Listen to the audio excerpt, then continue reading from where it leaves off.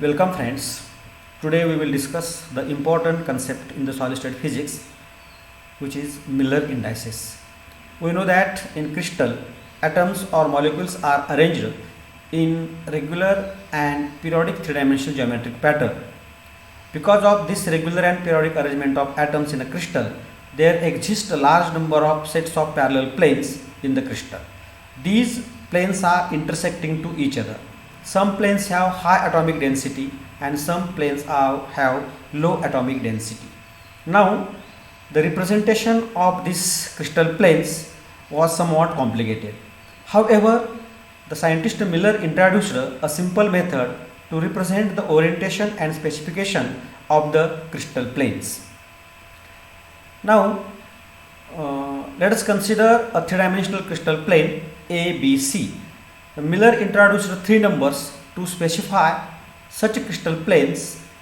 The set of these three numbers is known as Miller indices of the concerned plane.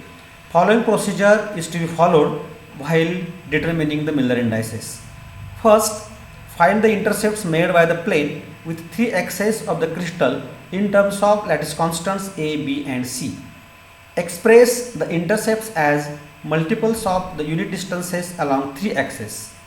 Now take the reciprocal of these numbers and clear the fractions by multiplying each fraction by LCM of the denominators. And finally, if there is a common factor between these numbers, remove it. You will get three integers which are enclosed in a parenthesis as HKL, and this set of three numbers HKL are called as Miller indices of a crystal plane.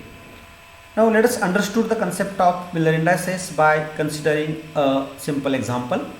For that, consider a three-dimensional crystal plane ABC having intercepts 2A, 4B and 3C along three axes as shown in figure. Now express the intercepts as submultiples of ABC, which will be 2, 4 and 3. Now take the reciprocal of these three numbers, which will be 1 by 2, 1 by 4 and 1 by 3.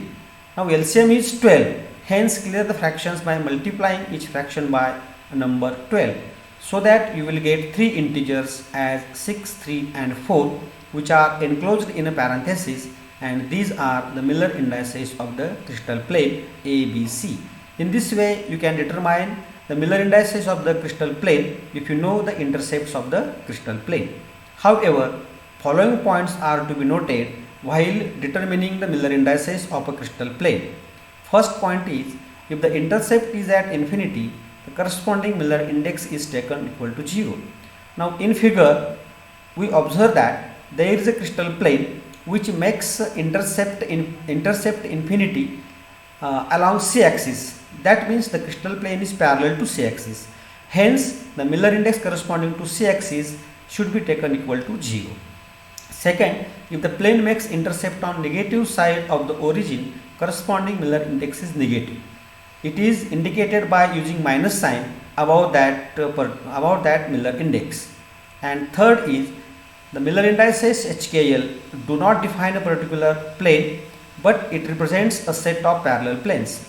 For example, if you have crystal planes having a Miller indices 1, 1, 1, 2, 2, 2, 3, 3, 3, 4, 4, 4 and so on. All such crystal planes are parallel to each other, and Miller indices corresponding to the set of parallel planes will be 1, 1, 1.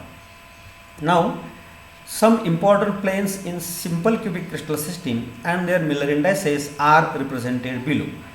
So, figure represents 1, 0, 0 plane, 1, 1, 0 plane, 1, 1, 1 plane and minus 1, 0, 0 plane. In this way, you can understood the concept of the Miller indices, and you can find the Miller indices of any crystal plane if you have given the intercepts along three axes. Thank you for watching the video.